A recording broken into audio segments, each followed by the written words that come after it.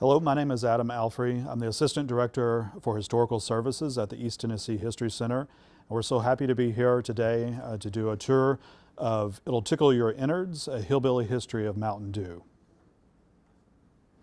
So this first panel really introduces the history behind the term Mountain Dew, the lowercase term, not the uppercase term of the brand that we'll talk about a little bit later. But the word itself is actually very old. It goes back to the late 1700s, traces it to a Gaelic term, poitin, which actually referred to water of life or these little drops known as Mountain Dew. So you can make the quick jump when it comes over to North America, and you have these individuals who are taking agricultural products, distilling them. These little drops become Mountain Dew or this elixir of life. So always usually, or this sort of nickname is associated with an alcoholic beverage. And before the Civil War, there was no stigma associated with that. It was very much a practice that rural families living in the mountains or in the valleys would do with extra crops. They would take those crops, distill them down into something that could be stored and used later. Whether for municipal purposes or for enjoyment. Of course, all that changes with taxation, and after the Civil War, those excise taxes pick up to pay for war debts. And then comes along Prohibition, which changes our relationship to alcohol as well, and it allows this Mountain Dew to become mythic because it's now become clandestine, it's happening in secret, and you had to know someone who's making this beverage in order to get it. Sort of did a sort of fun thing here of all the different terms that can be used to talk about homebrew or illicit whiskey, so everything from moonshine to corn juice to corn squeezins to white mule to white dog, all those words come up as ways to describe a traditional distilled corn whiskey in the region. So that's one element of the soda Mountain Dew. Where it starts from is the terminology. The other thing that we begin to trace in this time period, of course, is what we have depicted on the backside of these panels, which is the imagery of how the region was viewed. That too took a very interesting change after the Civil War. So as troops move through the area, they go back home and start telling individuals about this place, about the individuals living in the mountains. They took back with them this sense that they were isolated individuals, when in reality that's not true. They were very much aware of things going on in and around from politics and interacting with other communities. But what becomes very popular at this time are local color writers, these individuals who take regional stories and embellish them so that it catches the curiosity of other individuals. And so one of the individuals who is most noted for that is represented here, Mary Knowles Murphy. She wrote under the pen name Charles Egbert Craddock. But if you read her work, it's written in a very vernacular style, so it's written in a way that it created almost that hillbilly way of speaking that carried on for a very long time. So that's the other element that begins to develop early on that underpins the branding for the iconic Mountain Dew beverage. As we move forward in time, the early mountaineer or the early hillbilly depiction was of this sort of feuding hillbilly, one that's prone to fight or protect their land or protect their moonshine stills. But as you come into the 1900s, we begin to see that image shift, and that was especially the case here in Knoxville, out at what we call today Chilhowie Park. That was the site of the 1910 Appalachian Exposition. It was this exposition that the city of, or the Knoxvillians put on in order to sort of brand themselves as a progressive town, as a city in the New South ready to do business and interact. And at that exposition, they actually put this gentleman on display, Uncle Jimmy Birchfield. He was a living exhibition who came in every day and made moonshine. But the idea was now that we're not a moonshiner or a feuding mountaineer, that we're moving past this hillbilly phase and we're becoming Southerners, active in local markets. What this does is allow enough space in there in the image to start looking at the hillbilly as something laughable, something that can sort of be comedic, and we're moving past that. And we'll see that again as we look at the branding for the beverage Mountain Dew. Prohibition was a very important aspect too in the history and development of the drink. Of course, when Prohibition takes place, alcohol is off the market, so they've got to look for another replacement to sell and to move around to in terms of a social drink. And so instead of the hard drink being in vogue, we start to see soft drinks. So individuals were going to drugstores primarily because that's where they could mix these drinks, these fountain drinks. Some were medicinal. They would put things such as caffeine in there to help with headaches or some things to help with your stomach. But the nation in general became very interested in starting to drink these carbonated soft drinks, and it became a fad. At the same time, interestingly enough, because of Prohibition, Mountain Dew, the term, gains a resurgence in branding for products. So over at the World's Fair Park today, the Candy Factory building still stands. At one time, they were producing a candy bar called Smoky Mountain Dew.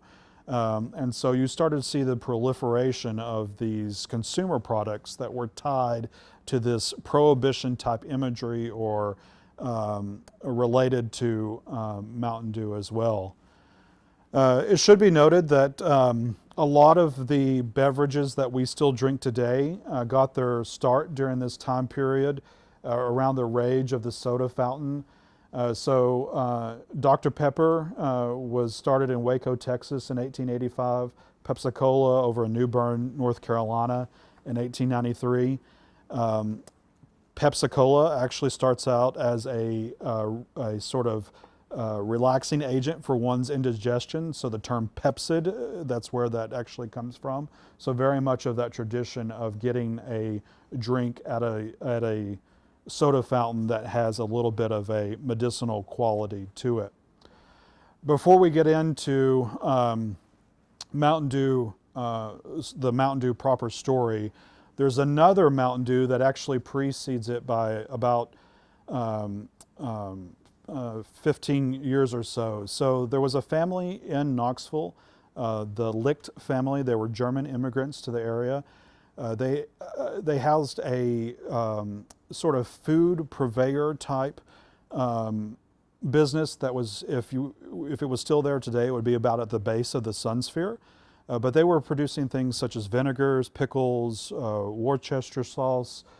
But in 1927, they decided to start producing a soda beverage known as Dew beverages. What was interesting about it, as you can see here, here's one of the recreations of the bottle. It brought forth that Prohibition imagery. So it was supposed to be a drink in a barrel, like as if you were hiding it out or smuggling it. But it was also going to be bottled in a clear bottle. And that was an important model for the drink industry. It was called a flavor model because if you could put your logo on a clear bottle and then put different color liquids in it, you would know by the color of the liquid what the flavor was. So if you could see through the bottle and see a purple liquid, you know you're about to get a grape soda or something along that line. They have the claim to the first beverage in Knoxville to be labeled Mountain Dew. It was described as to be a pure lemon thirst quencher. So this all occurred in 1927. Unfortunately, it was short-lived. And the Hartmans, who we're about to meet shortly, they did not move to Knoxville until 1932, 5 years later. We haven't been able to connect the two traditions. We think this is sort of just an independent occurrence that grows out of this marketing, post-prohibition marketing. So sort of an interesting early story there. But then the real story to the beverage that we know today as Mountain Dew begins here with the Hartman family. They grew up in Quincy, Illinois, where they helped their parents run a hotel. And it was actually there that they first get a sense of working with the beverage industry, because they were working with beer purveyors and other purveyors to bring in beverages to the hotel. But after World War I, they go to Augusta, Georgia, and begin working in an orange crush bottling company. And that's where they get their start properly in the beverage industry. While they're there, they're drinking, for their own enjoyment, a concoction made up of Old Taylor, Kentucky whiskey and something called Natural Setup. Natural Setup was a lemon-lime carbonated beverage, much like we think of as Sprite. And that was sort of their favorite drink to have at the end of the day to sort of relax. We should probably jump in here with a little caveat for just a moment. In the beverage industry, you can trademark a name or a brand, but you cannot trademark a flavor. So that's why you see multiple colas on the market. So you have Pepsi-Cola, Coca-Cola, you can have store brand colas. You cannot trademark a flavor, but you can trademark the name and the branding. So that's what allowed all of these beverage producers to compete against one another with the same flavor model. You would have a beverage group in Knoxville or a beverage group in another city making colas, making Sprite or lemon lime flavors or grape flavors, and all of that was allowed under a trademark. What you could also trademark is the recipe for those. So long as there was variation in those recipes, that was allowed, but you couldn't say that I'm the only person that could make, say, for instance, a lemon lime flavor. So the reason why that is important is because when the Hartmans move to Knoxville, they actually acquire a failing orange crush bottling industry in Knoxville.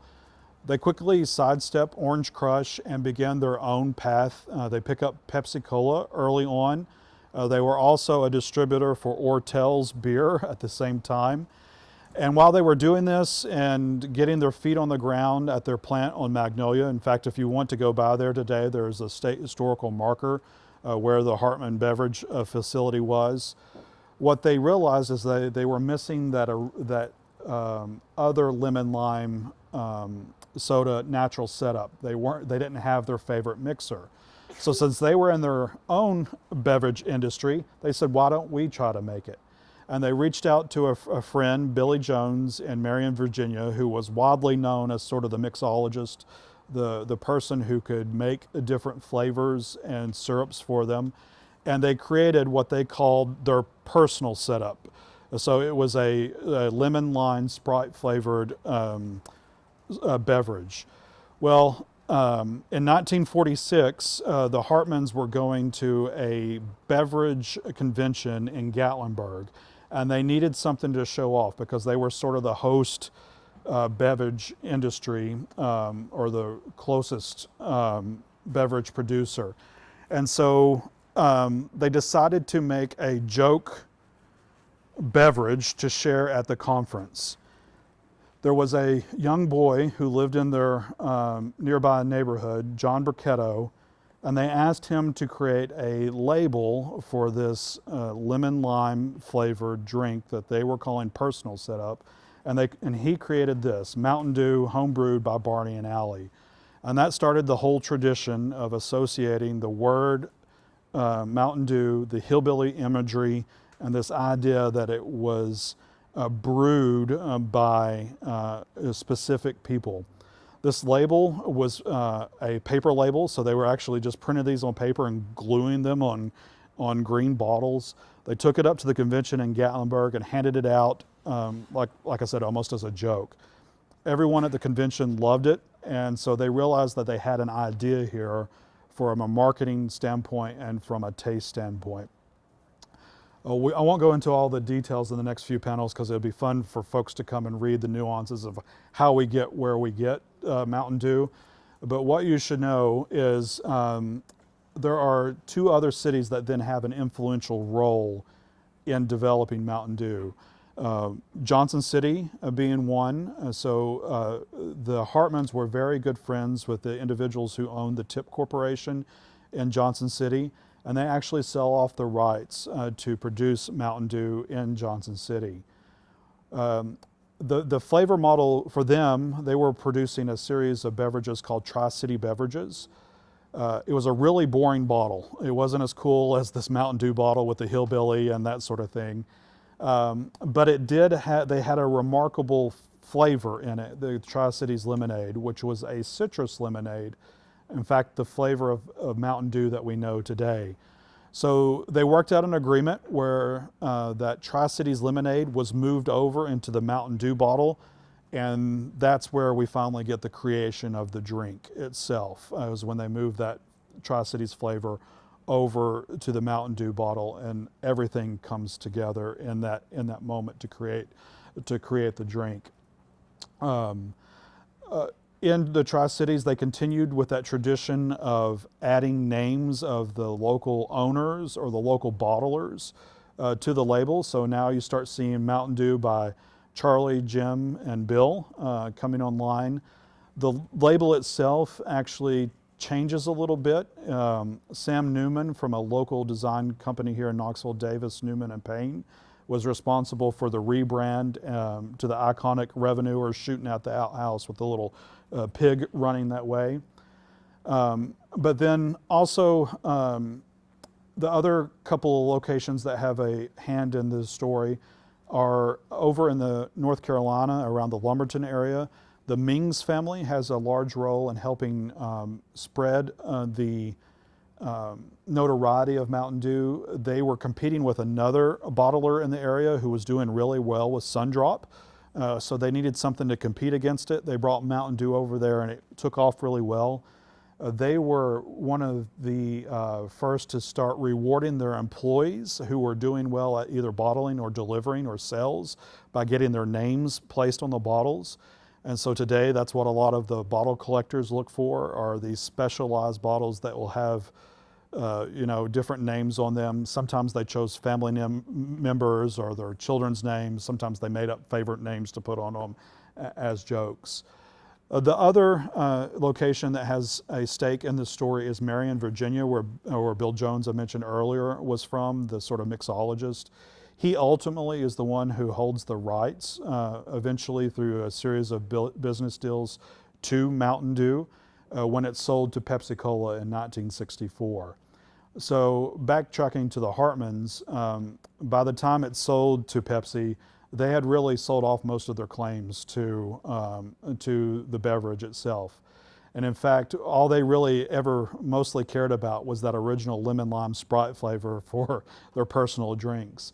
So there was a time where in Knoxville, if you bought Mountain Dew, it tasted like Sprite.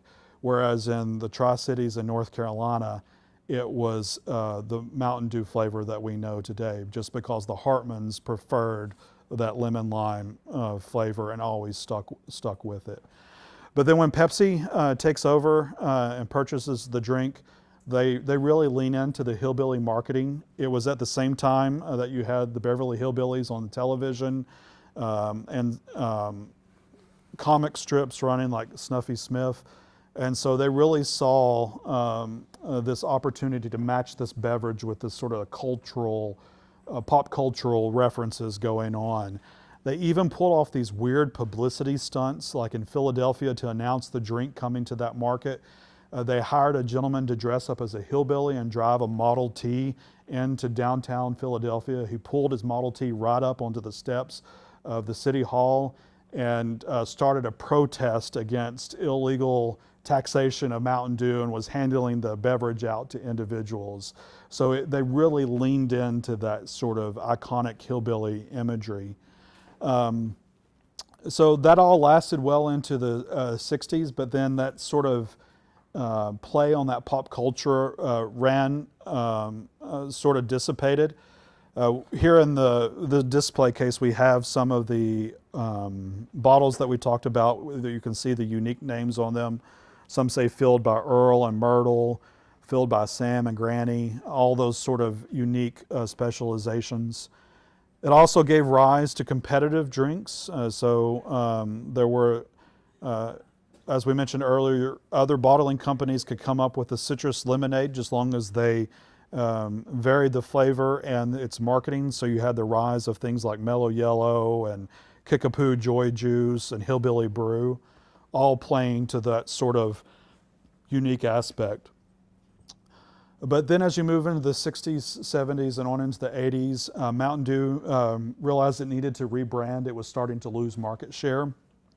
And so they moved into what they call the Sunshine era, the Cool Mountain era, and then the Extreme era that we sort of know today, where the brand has been moved over to things that are more high energy, the caffeine related sort of element of the story. But what I think is interesting is going back to that story of the flavor model of using one bottle to put multiple flavors in. It's very much where the brand ended up. That's what the Hartmans wanted to do in the very beginning. They had planned to have that Hillbilly bottle and then run different flavors in it. Well, Pepsi's doing that today with all its different variations. And so in many ways, the stories come full circle to what the Hartmans were setting out to achieve. And what I think is also interesting is when we look at some of like the modern bottles that are over in that display case there, they still bring back that original Hillbilly image from time to time, even creating, a Mountain Dew throwback made with real sugar or using them on even some of the more modern artistic pieces. So that's sort of the story of Mountain Dew. Do you need anything else? Do you want to bring any other questions we did earlier? I think we're good. Okay. Yeah, that was a pretty comprehensive. Yeah.